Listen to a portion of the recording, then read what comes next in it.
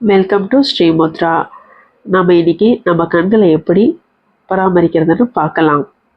நம்ம லைஃப்பில் TV, mobile, laptop, screen time வந்து ரொம்பவே அதிகமாக இருக்குது. குழந்தைங்கள்லேருந்து பெரியவங்க வரைக்கும் ரொம்பவே அதிகமாக இருக்குது. குழந்தைங்க ஸ்கூலுக்கு போனாலும் டெக் போர்ட் பார்க்குற மாதிரி சூழ்நிலை இருக்குது. அதனால் நம்ம கண்ணை வந்து எப்படி பாதுகாப்பாக வைக்கலான்னு பார்க்கலாம். நைட்டு தூங்கும்போது குழந்தைகளுக்கு விளக்கெண்ணெய் நல்ல பியூரான ஆயிலாக இருந்தால் தாராளமாக கண்ணுக்குள்ளேயே விடலாங்க.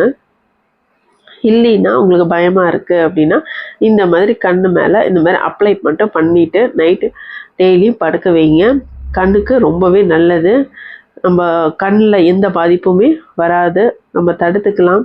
பவரு இந்த மாதிரிலாம் இல்லாமல் நம்ம ஆரம்பத்துலேயே நம்ம தடுத்துக்கலாம். இந்த மாதிரி பியூரான ஆயிலை 2 சைடும் அப்ளை பண்ணிவிட்டு தூங்க வச்சுருங்க. அடுத்தது நீங்கள் இந்த மாதிரி ஐ கிளீனிங் பவுல் வாங்கிக்கோங்க.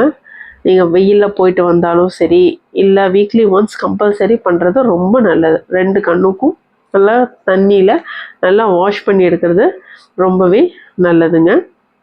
அப்புறம் முத்திரையிலன்னு பார்த்தா நம்ம பிராண முத்திரை செய்யலாங்க. ரொம்ப ரொம்ப அற்புதமான முத்திரைங்க. இது கண்ணுக்கு மட்டும் இல்லை, உடம்புக்கே ரொம்பவே நல்லது. கண்களுக்கு ரொம்பவே ஸ்பெஷல்னே சொல்லலாம். நம்ம கண்களுக்கு பிராண சக்தி கொடுக்கும்.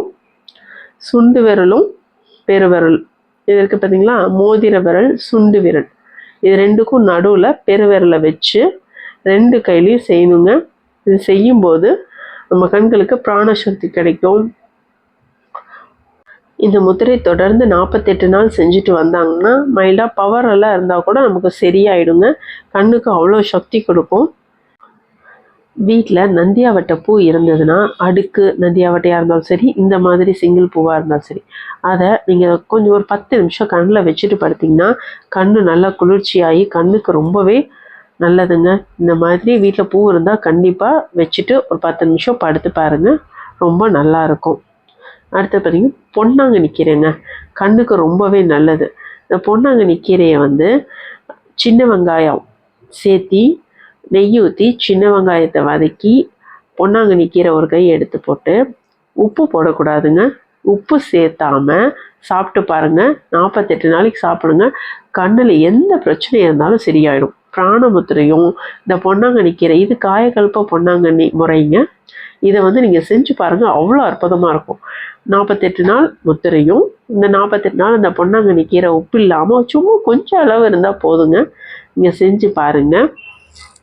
இல்லை எங்களால் அது சாப்பிட முடியலன்னு நினைக்கிறவங்க காலையில் பொன்னாங்கண்ணி கீரையை சாறு கொஞ்சம் 25 மில்லிலேருந்து 50 மில்லிக்குள்ளே எடுத்து டெய்லி காலையில் வெறும் வயிற்றில் குடிச்சு பாருங்கள். கண்ணுக்கு ரொம்ப நல்லது, உடம்புமே ரொம்ப ஆரோக்கியமாக இருக்கும்.